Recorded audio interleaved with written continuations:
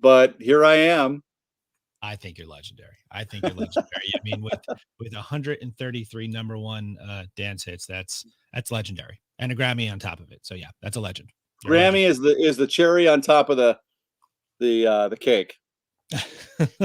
Cake? No, on top of the sundae. You don't put a cherry on a cake. I put a cherry on that cake. I put anything on that cake, honestly. Right. The Grammy. Listen, the Grammy can go on top of anything because it's a Grammy. That's right. That's right. So basically, what this is we have a music school here. We're in a suburb outside of New York City, and we have students. Everything from guitar to bass to flute to audio production and DJing and things, songwriting. Once COVID came, we moved everything virtual, and as of April 2020, weekly, I've been doing these live streams with just various heroes of mine and just legends in the industry, and just trying to hear their story and provide that to the students, and they rewatch this later on via the video or podcast.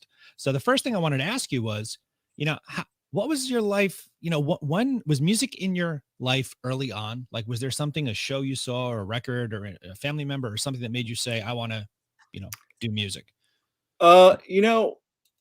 Weirdly, I don't know if it's weird, but I had no family do anything really. I think I had a grandmother who played the piano.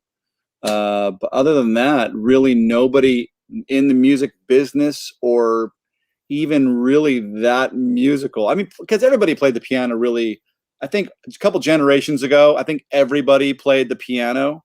Guitar was like, when I was a kid growing up, all my friends played guitar. Like the guitar was the instrument. And then so piano was like, oh, you play piano, yeah.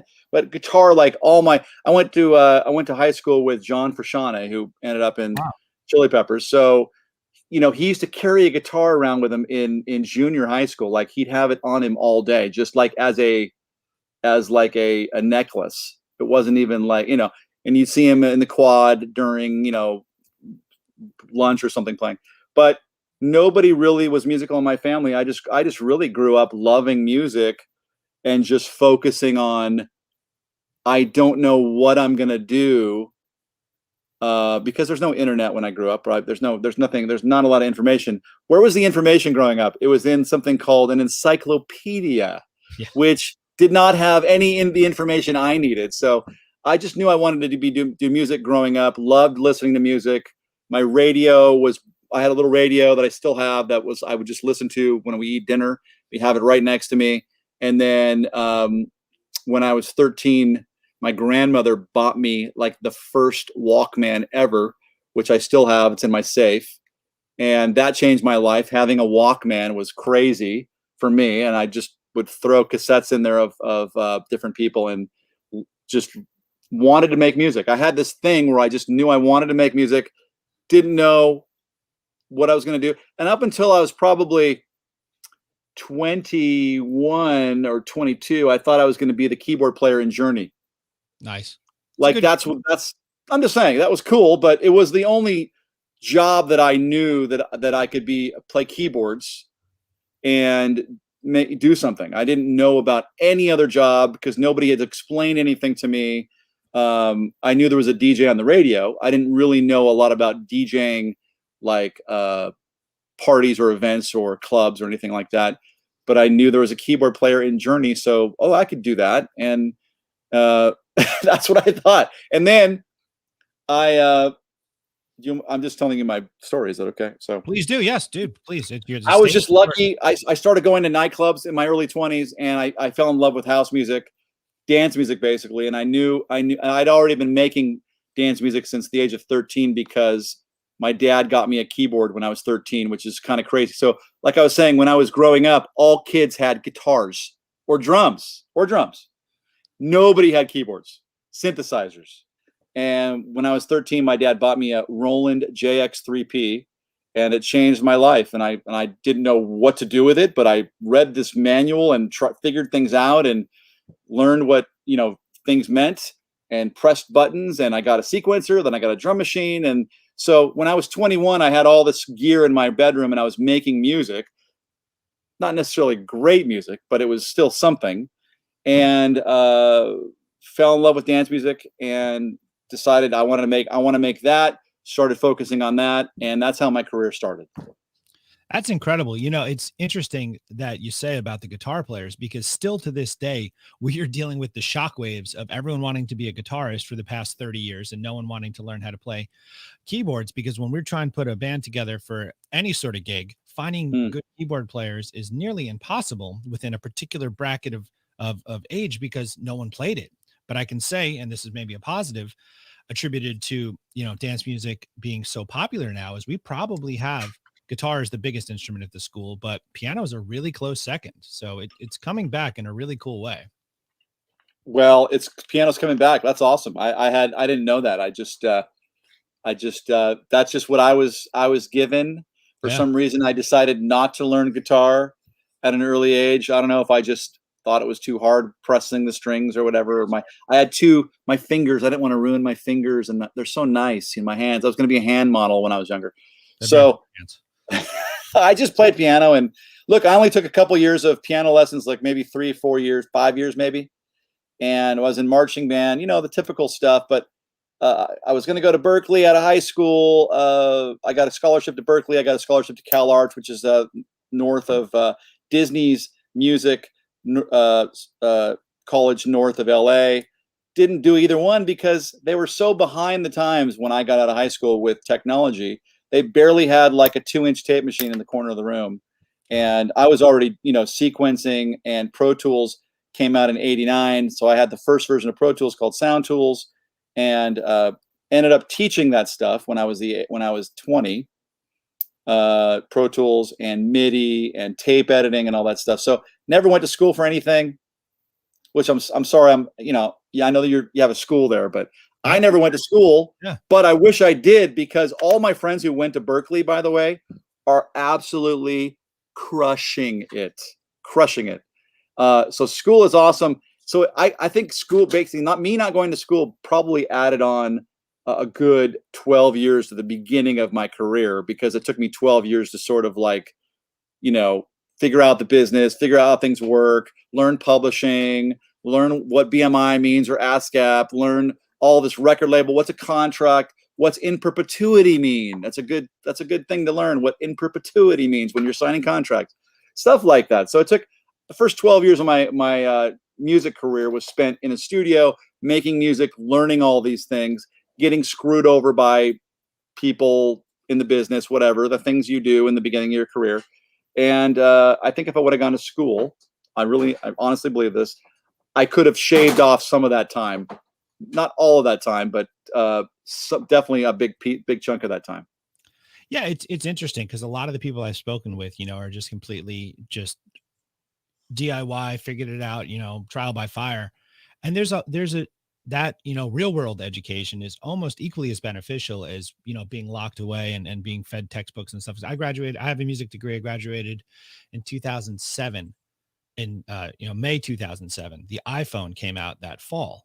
My entire music education and on the business side of it just fell apart after that because everything changed, streaming and so on and so forth. Yep. So it's living Yep. it is how you live it. Honestly, I agree. Jumping in and just my first job in the record business was at a record label. I was doing manufacturing. So I was in charge of manufacturing CDs, cassettes, and vinyl. Did I have any idea what I was doing? Absolutely not. But I totally pretended like I did. I got in there. I learned very quickly how things work. I went down and visited the people manufacturing plant. Learned all this stuff very, very fast. And the Waves L1 came out in the very beginning of my manufacturing career. So I immediately got the level from the CD level went another 4 to 6 dB louder because of the Waves L1, which That's we awesome. could talk about for hours. But it changed music. It changed the level of music. I don't know if in the early '90s, just the invention of the Waves L1. So yeah, just a lot of quick learning, and half of it is just believing in yourself and just jumping in and saying, I might not know everything, but I'm going to certainly try to figure it out, and I'll spend whatever time it takes to make it happen. I love that. I love that. When your journey was going forward, when did it was it songwriting first, producing, remixing? Because that you really have multiple hats that you wear. What was the I order in do. which those came into your world? Well, songwriting obviously didn't happen immediately. Nobody taught me how to write a song. I probably thought I could write a song. You learn how to play piano or guitar, and you write songs. You find out what chords are. You start ripping people off, and you write songs. That's what you do in the beginning of your songwriting career. But I started making records, and pretty soon it was like, well, okay, I remixed. Remixing was like the first thing that I made money from, because I was basically, somebody else had produced the original, and I just did another version for DJs to play, because remixing really was born in the early 90s. And a guy named t.A.T.u. Is the one that really inspired me. He did a remix of a band called Everything But the Girl, song called Missing, and that was a huge. The remix was way bigger than the original, and it was on the radio, and so quickly learned, what is t.A.T.u. remix? Well, I understand. Oh, it's a remix, another version of this original song that's better, cool, and DJs can play it. So that was a quick thing for me in the beginning of my career. The first major label remix I did was for a band called Barenaked Ladies out of Canada, and their first huge hit. I didn't even know the song. It was, because obviously I remixed it before it came out. A song called 1 Week. Fatboy Slim was huge. I did like a Fatboy Slim type big beat remix, and that was my first remix. And I go, oh, this is cool. I got paid some money, really good money. Did something I love to do. So I go, this is something I can do. Not a lot of people are doing it. And I became the go-to guy. All the record labels heard that I was this guy that could do this, and sort of just became this. And by the way, my remix career didn't blow up overnight. Definitely took, again, good 10, 15 years to sort of get to where I thought, okay, I'm doing pretty good. When you are given a song to remix, I assume they provide you with the stems. What is your process going into it? Do you have the same process every time? Do you have a specific goal in the beginning where it's, okay, I want to do this style, I want to do this, or is it just different every time? Like what freedoms? Because I think a lot of people, and we're going to talk a lot later on about the creative process, I think a lot of people get lost in the I can do anything. So do you set parameters for yourself, or what's that like? Well, that's a great thing you just said, I can do anything, because when I first started remixing records, let's just talk about remixing first, because remixing, what I did first, even though remixing and producing are the same thing, remixing is starting with something like, okay, here's a vocal or here's a song, remix it. Whereas producing, for the most time, you're starting with a song. You might not have anything recorded yet. So when I sit down to remix stuff or produce stuff, even producing, I just produced a song for an artist out of Indiana, and they had a demo. So it's kind of the same thing as remixing, right? Because they already had like a demo song. I just wanted to sort of make it better. And the first thing I do is find out from whoever hires me, whether it's the artist or the label, what do you want? What do you expect? Do you want a club remix, something for DJs to play? Do you want a remix for Spotify playlists? Do you want to get on certain Spotify playlists? I just did Ariana Grande, Demi Lovato, comes out tomorrow. Met him last night, nice. Their new single. I remixed it for radio, because if you listen to the original version of that song, it's very kind of slow and chill. The radio department at Island Records, Demi Lovato's record label, said, hey, we've got a song with Ariana Grande on Demi Lovato's album. That would be a great single, hence, because it's got Demi and Ariana. Can we make this a single? Yeah, but it's kind of mellow. We need another mix to sort of like give it some energy. So I did like a radio version, or something with a lot more energy. You'll hear it comes out at midnight tonight. It's for radio. So that's another reason people hire me to do stuff, is they want something. They have a really good song, but they want it a little more radio. And that could be country radio, it could be pop radio. I really don't do rap. I don't do urban. So my process is finding out what the label or the artist are looking for. It's not about me. It's never about me. It's not about what do I want to do. I'm not that. Hopefully, I'm not. I don't have that big of an ego. Hopefully, it's about what can I do for you? What do you need me to do? How can I help you? How can I help the artist? So that's the first thing I do. And because of technology, you can pretty much do anything now. Even if the vocal sounds like a chipmunk, like if you speed it up, sometimes that's cool, right? So like, but 20 years ago, that might not have been cool. That might have been like, no, it's chipmunk thing's not really working. So there was a few limitations when I started my career. Now there's no limitations as far as tempo or style. For the most part, when people hire me to do stuff, they go, Dave, just do something. I've done so many things. They kind of want me to do what I think is going to help the song. Right. So that's kind of the process. And once I do that, the beginning of the process is real easy. Tempo, number one. Okay, what tempo? And by the way, I start off in I put everything into I use Pro Tools. So Elastic Audio. So if you're in Ableton, you're already in Elastic Audio, for instance. But if you're in Pro Tools, you got to put everything into Elastic Audio, and then I figure out my tempo. And I usually just get some kind of drums going with a vocal. That's where I start. Drums, vocal, just to figure out tempo and feel. Could be a shuffle feel. It could be a straight feel. It could be eighth. It could be triplets. Once I figure that out, then I start arranging and adding in music. And it's weird, man. After doing this so many years, I've done like over 1,500 remixes. After doing that many remixes, I kind of just am in the zone. I don't really have any idea what I do consciously. I just sit down in front of my computer, and before I know it, things just happen. And next thing I know, I'm having lunch. And then I'm back here working again, doing it again. Next thing I know, I'm having dinner. It's like I just kind of have this thing. I just fix. Producing, remixing is fixing, in my opinion. Yeah. You're fixing. If you like to fix things, make things sound better, or if you like to try different things, have fun with, you're a producer. You like producing. Is it something where, you wake up so this is I received this advice from my guitar teacher when I was just starting out, and I said I wanted to be, a musician. I want this to be my job. He said, then treat it like a job. You wake up, you have your breakfast, you have your coffee, and you go into the studio and you work. And then you go have lunch, just as you broke down your day. Is that sort of how you structure it? Like, this is your job, you go into work each day? It's not really my day, but I have 3 kids. So, and my mom just moved here. So that's kind of been my last 2 weeks. But man, I wish I had an exact schedule. And I've worked at home for the last, 15 years. I've worked at home. I had a studio before that for many years, and that was great. But I have a family here, and if I had to go to a studio, I'd probably never see my family. So at least this way, they walk by over there, and I go, "Hey!" So, or if I have to go do something outside, or I'm here. So for me, and by the way, for me, very important part of my process is definitely taking breaks, like quick breaks. Go to the kitchen, get a snack. I'm a big snacker. Go get a snack. Go get a drink. Get some tea. Just go bug my wife. I bug her a lot.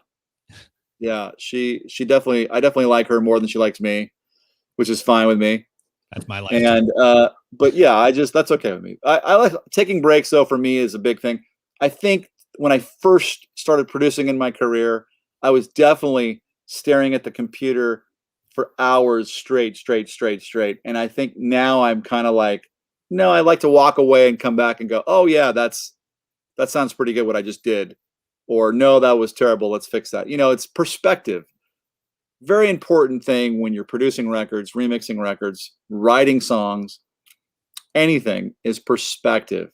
That's why people always say, oh, I go out to my car, drive around, listen to what I just did, because that gives you a different perspective. It also gets you away from the computer. You can't make changes when you're in your car driving around. So perspective is very important. You can't have perspective. That's like, for instance, Uptown Funk, when I remixed Uptown Funk, they gave me like 3 days to do it, which is, I could do a remix in 1 day, but there's no perspective there.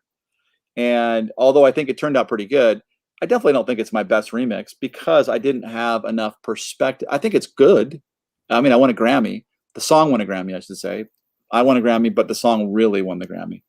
But perspective is so important when you're making music, and it's never, in my opinion, it's never good to rush. It's good when people go, do what you got to do it, make it right, take your time, and do your thing. I love that. That is the songwriting students I work with, and we have audio production kind of blended into that. They always feel like, I got to get something out. I got to get something out. And I'm always, No. just make it right. You have the time, especially now with having, you don't have to go to a studio anymore. It's on your computer. It's wherever you are. Well, now it's interesting what you just said. I have to get something out. So I do agree with that. I do agree. You need to be putting stuff out every week or every month or something regularly, regular, but put something out today that you've been working on for a few months or 6 months or whatever, but don't put something out today that you started working on yesterday. Right. You know what I'm saying? But you do need to, I do agree with the current trend of let's just keep releasing stuff. Let's not just wait. This is the greatest song I've ever written. I'm going to hold on until I'm so huge already, and then I'm going to remix it, and then I'm going to release it, and then it's going to be huge. That's stupid. So many people hold on to their music. Another piece of advice besides get perspective: don't hold on to your stuff. Obviously, have some kind of plan. Don't be stupid. If you have a great song, okay, maybe release a couple songs before it, but don't just hold on to it for the sake of, well, I think I need to hold it because I'm not big enough yet. Man, just release it. Do your best to promote it. Tell people about it. Work on your music. Make it sound as good as you possibly can, and then move on to the next thing. It's the same thing. Finish something. By the way, more advice coming from me. I love it. Finish stuff. Finish stuff. Be a finisher. Know how to finish. The hardest part of producing records is not figuring out which keyboards to use, figuring out how to record, figuring out what mics to use, figuring out what DAW, what speakers, all this bullshit. That's not the hardest thing. The hardest thing is knowing how to finish a song. Most people that don't end up staying in music as a producer can't finish. Oh man, I'm just not happy with it. I'm just, it still needs something. I don't know what it just needs. Like, I need to change something. I'm making changes constantly. You're not a producer then. You're a songwriter. Another piece of advice: know what you are. Not everybody is a songwriter. Not everybody's a producer. Not everybody's a guitar player. Not everybody. Figure out what your strengths are and do that. If you're not a great producer, find a great producer. More importantly, the most important part of this process, I'm saying, if you're not a mix engineer, like I don't call myself a mix engineer. I can mix stuff all day long, but I love passing off my stuff to somebody and having them mix at the end. Yes. Why? Perspective, right? Know what your strengths are. Know what you can do, what you can't do. I can record vocals all day. I can melodyne all day. I just had somebody record I had somebody mix a vocal on a record. I can mix it, but I just had somebody mix it because it gave me a little different perspective. It was a country record, and I wanted to hear what he thought a country vocal should sound. So he mixed it. He sounds pretty good. Did it blow mine away? Absolutely not. It was just a little bit, it was just different, So it's fun to have different things. It's like using different guitar players or different bass players or different drummers. There's two sides to that. Two sides to having different flavors on your songs. It's fun to try different guitar players for different songs, different styles. I'm going to say one other thing. I'm going to contradict myself now. It's also good to be loyal. Loyalty is a great thing in music. It's fun. It's great to make friends with people and build relationships with people that play instruments, drummers, guitar players, background vocalists, and build a relationship where they know what you want and being able to have them be your guy. Now, not to a fault. Don't do it to a fault.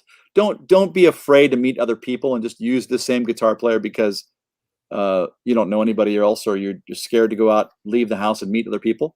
But it's also good to be loyal too. It's good to have a team. When you find good people that do great work, it's good to have a team. It's good to be loyal and create a team and help other people. Dude, there's so much. Lots of advice. Yeah, no, I'm like trying. Like every time you say something, I'm like putting bullet points in my mind to jump back to something. In regards to working with a collective, within the school context, a lot of our oh, she's rubbing it in. I'm gonna turn my Giants hat around. I'm gonna no, Yankee hat today. Yankee hat. Sorry, but I got the Dave Audé shirt. People watching, get this cool shirt. I'll put the link down below. And then some sort of like Cowboys suck link too. The Cowboys, they do. They have been sucking. With the loyalty aspect. So we put groups together with the students and back, Mhm. you know, we could do gigs and we get them out playing and performing and things like that. And then, you know, they'll take an interest in the different groups that the teachers within the school have. And like me, primarily, I'm a guitar player. I'm sitting in a room with 25 guitars and a stack of vintage amps and Axe effects and every toy you could need. Yet sometimes when I'm doing a track for someone, because I'll play guitar on our own stuff or I'll do stuff for other people, session stuff, whatever, for my own things, I'll write something and then I might have one of the other guys in my team play it because maybe he can execute that idea better than me. And sometimes I'll be talking to a younger musician and they're like, why would you do that? Why not just do your own thing? And I'm like, you know what? Like, if the idea can be perspective, I want to hear that idea coming out of this other guy. Oh, wow. He just bent that note in a way that I wouldn't have thought. That's the track. That's the take we're going to use on the final thing. And I think it's just putting the ego completely aside and it's just for the betterment of the hard song. thing to do. Yeah. Very hard thing to learn. Putting exactly what you just said is putting your ego aside. And for a minute, guess what the best number one part of music is? Collaboration. Collaboration. Guess what? John Lennon wrote great songs by himself. So did Paul McCartney. But they wrote some fucking amazing songs together. They collaborated. And by the way, at some point they were probably sick of each other, but they knew we write pretty fucking good fucking songs together. So they kept going and kept writing because they just, you know, collaboration is so great. And for many years I've sat in my studio without anybody coming in for a long time, for like I had a good decade where I didn't have really anybody collaborating with, you know, on a daily basis. And now, you know, I'm in a city right now and I'm in Nashville right now. And moving here has been like one of the greatest things in my life because there's so many great musicians here to collaborate with. And it's very inspiring and they're nice people. And it's kind of changed my perspective and it's changed the way I think. And so I'm having a lot of fun. Man, Nashville seems like so much fun. I've Totally. played music in Memphis. I have never been to Nashville. I'm hoping to get man. to Summer NAMM this year to give me an excuse to go to Nashville. And then Memphis, can't really compare to Nashville. Memphis is cool. What's Memphis got? They got a Bass Pro Shop that's pretty awesome. Grizzlies.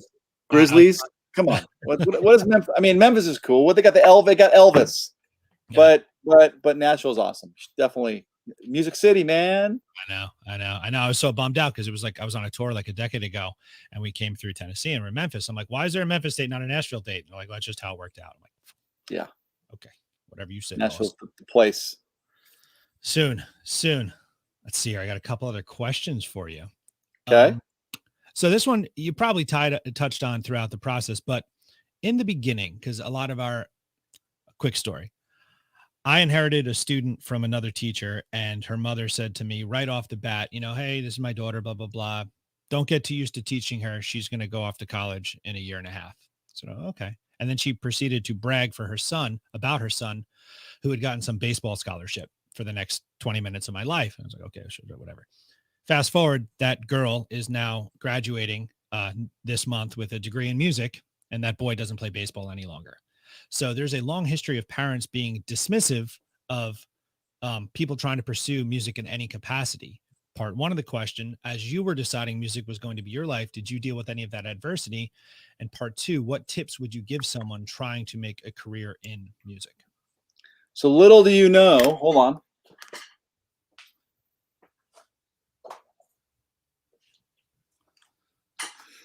Oh, that's a good question. You have no idea what you just asked because this is my little brother, Rich. He's my younger brother, Rich Audé, who got signed second round out of high school to Pittsburgh for baseball. So I know a lot about that situation you just said because growing up, my parents really didn't understand how I was going to make a living in music. By the way, I didn't understand how I was going to make a living in music. but he's a baseball player. He got signed to Pittsburgh out of high school. Everybody goes, oh, I know what he's doing. He's going to go play minor ball, and then he's going to get to the major leagues, which he did, which is crazy. But nobody really could understand what I did. So fortunately today, there's a lot more information out there about music and music careers. And I think parents have more information. They didn't have any information when I was graduating high school. I didn't have any information. But I think it's important for parents to be supportive of your kids, whatever they decide to do. And I think it's like I was saying, I think I touched on this earlier, but definitely college is a big a very important part of your life. And I'm not talking about, regular college courses, but just having some kind of experience with other kids while you figure things out. Because by the way, it's just nobody really knows what they're going to do. You never know the twists and turns that life kind of sends your way. And it's good to have that experience. And by the way, it's good to know how to wrap a cable. It's good to know, signal flow. The basic stuff you learn in music school is something that there's a lot of people making music probably don't even know. It's good to know what microphones do, which microphones do what, why they're different. And I never learned how to mic a kit. Never. I had to learn. I learned everything just trial and error, which, by the way, sucks. That's a very crappy way to do anything in life, is trial and error. But it's also fun, I guess, because sometimes you make a mistake on something and it's that cool mistake, right? But you can't live your life hoping that you're going to make a bunch of cool mistakes. You have to try, and it's good to have some kind of knowledge and some kind of background where you kind of know what the word impedance means, or you kind of know what is a low pass filter. Real basic stuff. What's a high pass filter? Like, right? That's stuff that you should know if you're going to make music for a living. Sure. So, what was the question? Did I answer the question? You answered the question. You did. You did great. Sometimes I don't answer the question. I just go and. Dude, that's creative. That's the creative mind. It's the creative mind. Sometimes just goes and goes and goes and doesn't come back. I interviewed Steve Vai a couple weeks ago, and he was one of my guitar heroes. And I had all these questions that I had to run through his management just so he was prepped and everything. I asked one question and he told a story for the remaining 57 minutes, and I loved every second of it. So a story for 57 minutes? That's incredible. Well, because he jumped, he just wove around, and ironically, like half of my questions wound up being answered anyway, because it all connected to the bigger picture. So yes, you answered the question, and yes, please go as far off the topic as you. Dude. Steve Vai, that's awesome. Steve Vai's great. It was crazy. So we have students, DJ students, and that's been kind of difficult to work over COVID and everything being virtual. So I'm hoping to get that back up when we can slowly get back to in-person things. But if someone was starting out on the DJ side of things, separate from the production, just learning, what equipment should they get? I mean, do they just jump right into CDJs and a mixer? Or is it a controller, USB kind of thing? And well, I'm going to tell you I'm going to just tell you my opinions on the DJ thing. So, here's the most important thing about being a DJ, which a lot of people forget. You have to listen to a lot of music, right? If you really want to be a great DJ, what's the best part of a great DJ? They've listened to a shit ton of music that you don't have time to listen, or you're not willing to take the time out of your day. I've listened to so much music, specifically dance music. So that's why I make a lot of dance music, and that's why I DJ a lot of dance music. Because when I spin, what is spinning? When I play, because I've listened to so much of it, I have this knowledge of, oh, that sounds like this sounds like that. But the number one most important thing isn't buying the gear. The number one most important thing about being a DJ, which people forget to tell you, is you need to go compile a ton of music. A ton. Pretend like you're playing the worst wedding of all time, and they're going to request like the worst music. Be prepared. So I have two nightmares. When I have nightmares when I'm sleeping, I have two. The first nightmare I have is the record is ending. That's the first nightmare I have consistently, is I'm always not like it's gonna end and there's gonna be dead air and it's gonna kill everything. That's my first nightmare. The second nightmare is not having a song. Like somebody wants to hear something and I don't have it, or there's a song, or but it's not even that. It's not even not having a song because somebody wants some crappy song. I don't. It doesn't really bother me. But how about this? How about somebody wanting something that's really awesome?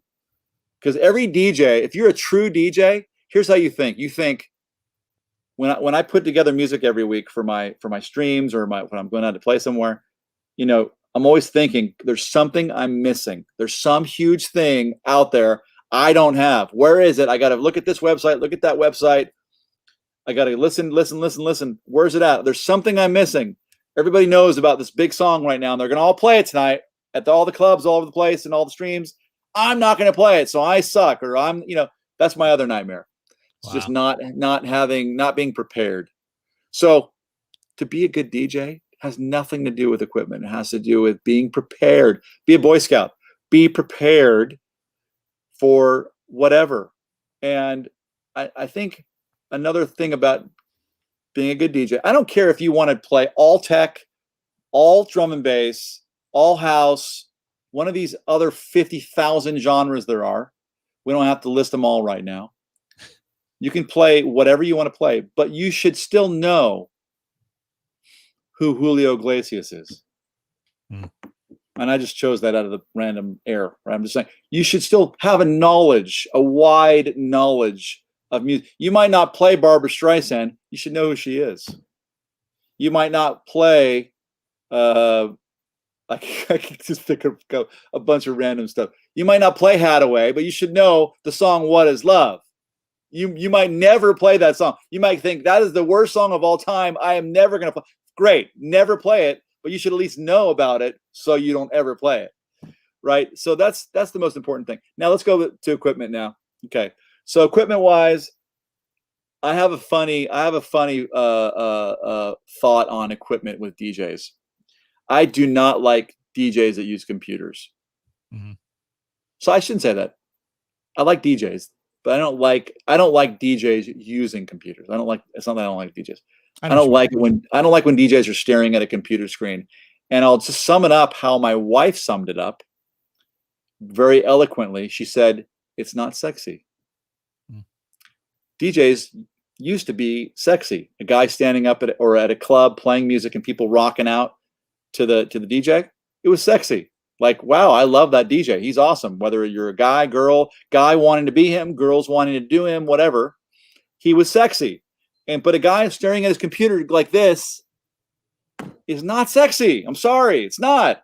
I'm not saying I'm sexy. I'm not saying that. I'm just saying staring at a computer is not sexy. Plenty sexy. Please stop. Huh? You're plenty sexy. Oh my God. But I just think so.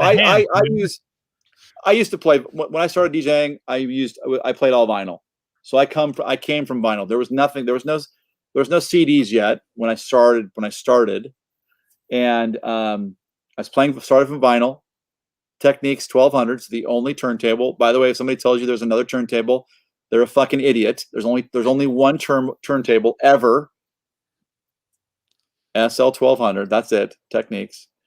And by the way, if you're a DJ, I would suggest if you're a DJ that you learn how to play vinyl. Just learn it. Just kind of like if you're going to learn how to, well, I wouldn't necessarily say you need to learn tape editing if you're an engineer or a producer, but it's kind of cool to know how to edit tape with a razor blade, which they don't teach anymore. Yeah. But I think you should learn how to mix on vinyl. It's a cool thing. And by the way, people that are controlling Serato or Ableton with vinyl are cool. I think that's cool. When I see people, they're not playing the actual record, but they're playing a control record. That's still cool, I think. It looks cool. Yeah. Right? I don't know. I don't do that. I play CDJs because I'm spoiled. I got used to CDJs, and when CDJs came out, Pioneer gave me the first 2 CDJs in the United States many years ago, and I made a case. Do I have them? They're over there underneath see them right there? Mm-hmm. It's like the typical briefcase, like the roadie briefcase. Mhm. Yeah. So I made the briefcase holds a CDJ. So for a year, I was carrying those briefcases through the airport when I'd go play, because nobody had them, right? They were brand new. So I would go and play off those things. And when they first came out, it was awesome. CDs, by the way, there was no USB yet. So the first CDJ was CD, wasn't USB. And, and me and one of my best friends, DJ Dan, we used to put one song on a CD. We used to burn CDs, one song. Like vinyl, Wow. like you're taking a record and you're going to put it on the turntable. We put one song on a CD. So because we were so used to DJing like that for many years, it was like, okay, you just write what the song is on there. It's a waste of a CD, right? But one song over there, play it. One song over there, go back to your booklet, get another song, put it over there. And that's because it's no fun just making a CD of a bunch of songs. That's no fun, right? It's more fun like, I'm going to play this, put it in, play it. I'm going to play this, put it in. And he used to draw funny things on the CD. And DJ Dan also used to, when we played vinyl, he didn't want anybody to know what he was playing. So he would go buy center labels and put a center label over the label of the record so people couldn't see what he was playing. Because other DJs back in the day used to walk up the DJ booth and try and see what the guy's playing so they could go to the record store the next day and buy it. See, I could keep going on. I love it. I'm doing the Steve Vai right now. I'm doing Steve Vai. I'm all over the place. I'm just and I'm in heaven, dude. It's all good. I love the idea of putting one song on each CD because that makes it feel kind of analog in a super digital world. That's really we were still doing vinyl. We were playing vinyl records, but on CDs. And I did that. We did that I probably did that for until the USB became huge. It took about, God, when did USBs really get big? It took probably 10 years for USBs to really become a thing. Wow. And for a DJ to think, I'm going to put all my music on the CD and on this little stick, and it's not going to get erased or it's not going to crash.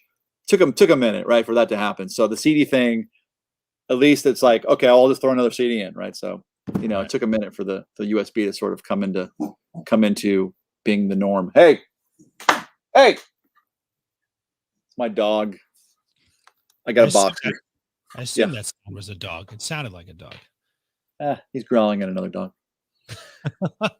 What else you got, Rob? Thanks for having me today. What other questions you got? Any more questions I can answer? I have two more questions for you. Okay. Thank you so much for being here. This has been, of course. So cool.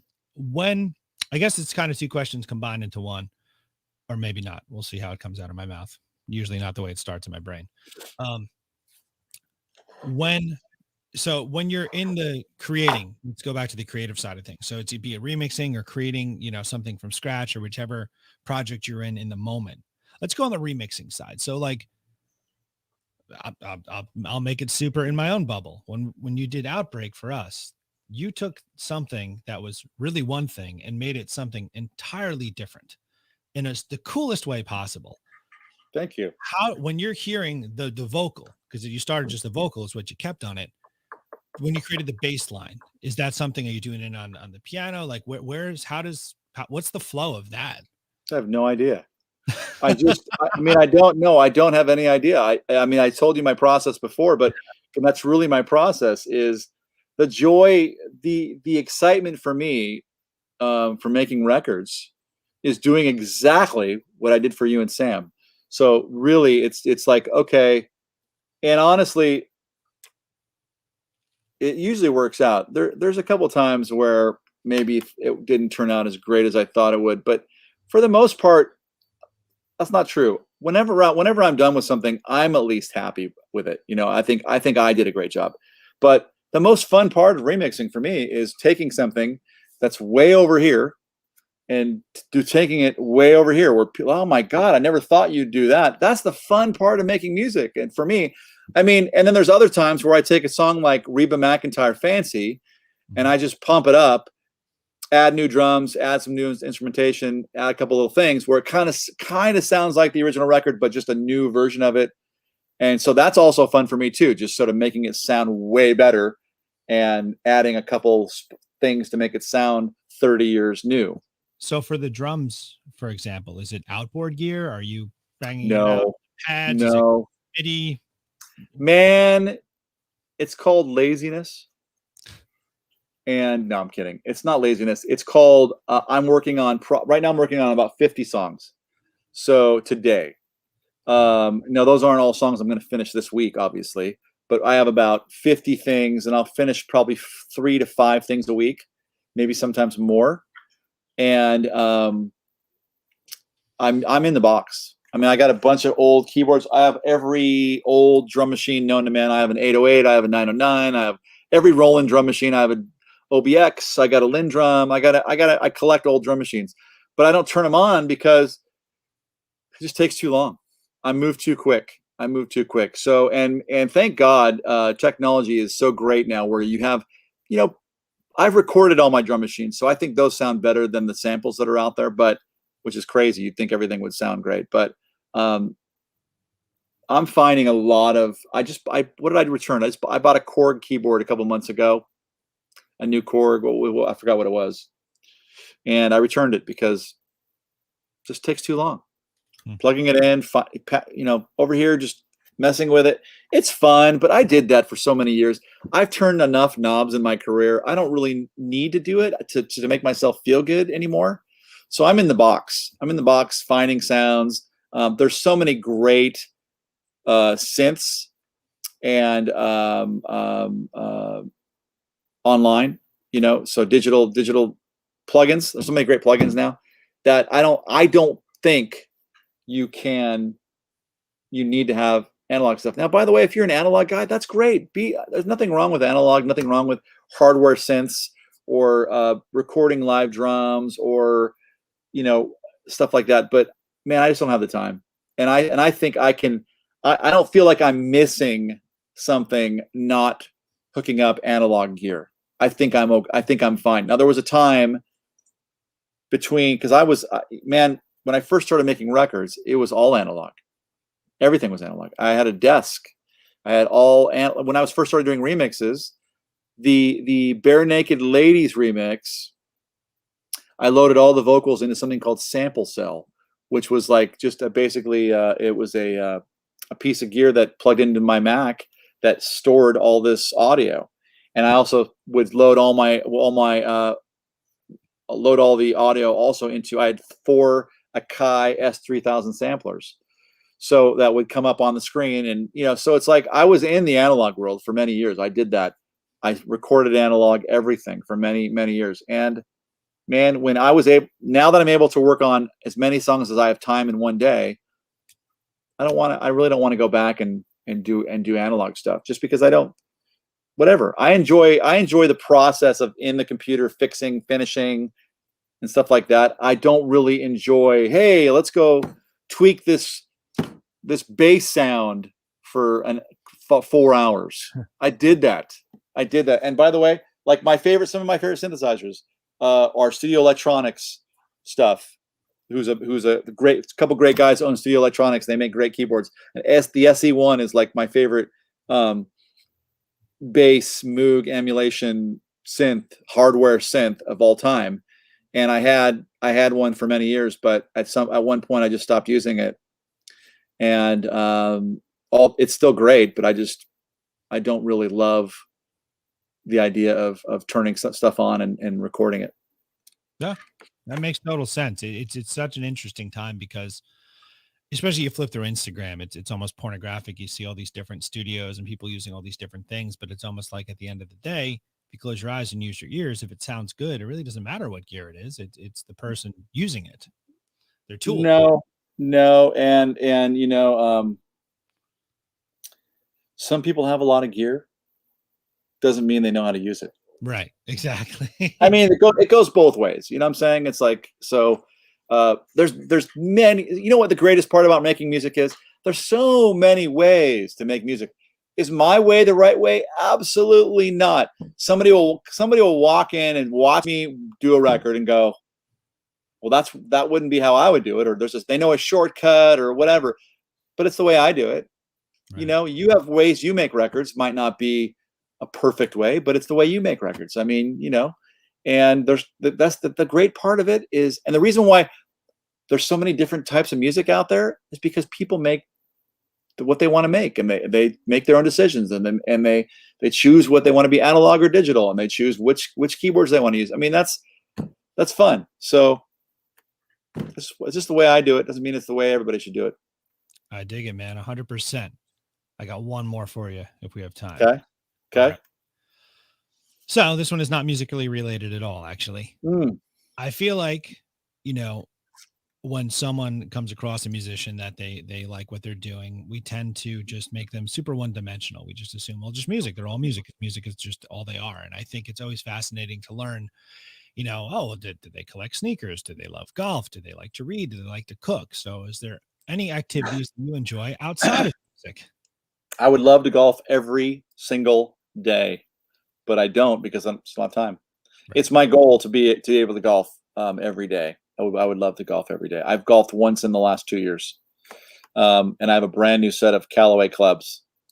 So, and I live closer to a golf course than I've ever lived in I mean, literally it's like a 1-minute drive to a golf course, but and I have 3 kids. So if I didn't have 3 kids, I would probably be golfing a lot, but I choose go coach my daughter's baseball team instead of going and spending 4 hours on the golf course. So it's really a time management thing for me.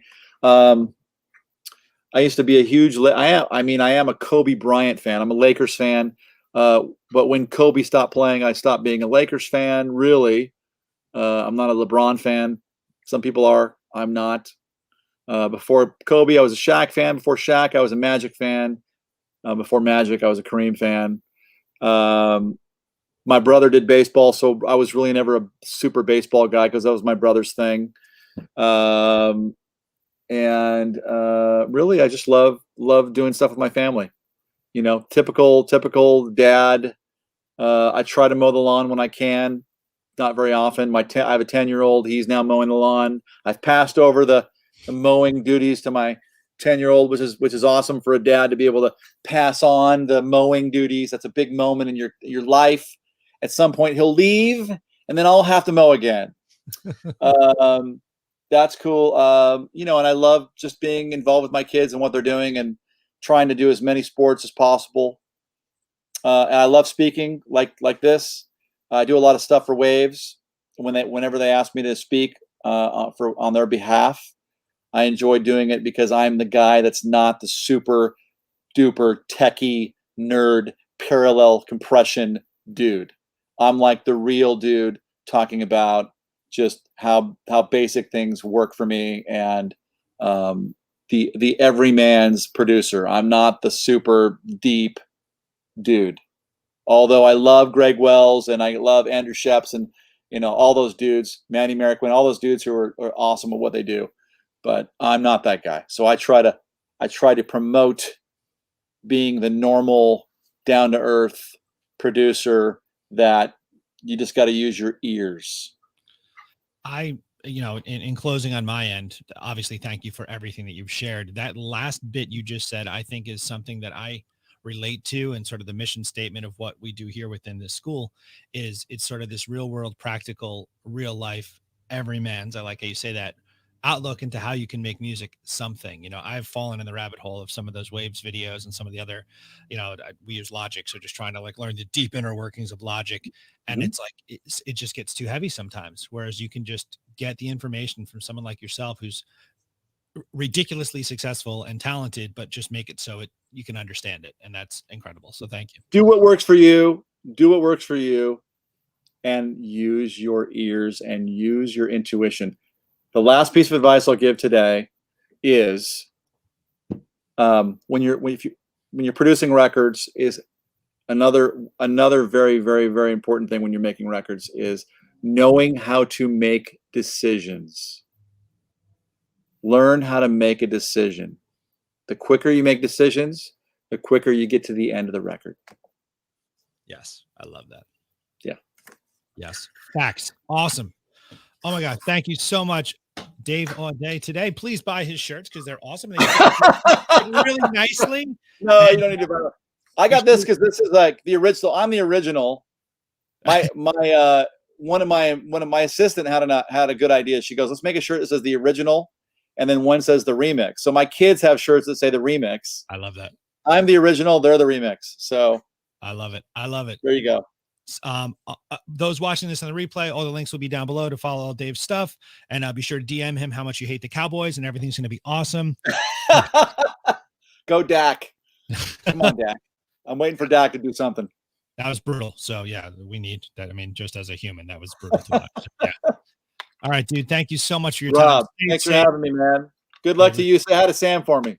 I'm sure she's watching. I'll definitely call her as soon as we're done. But thanks so much, brother. Be good. You got it.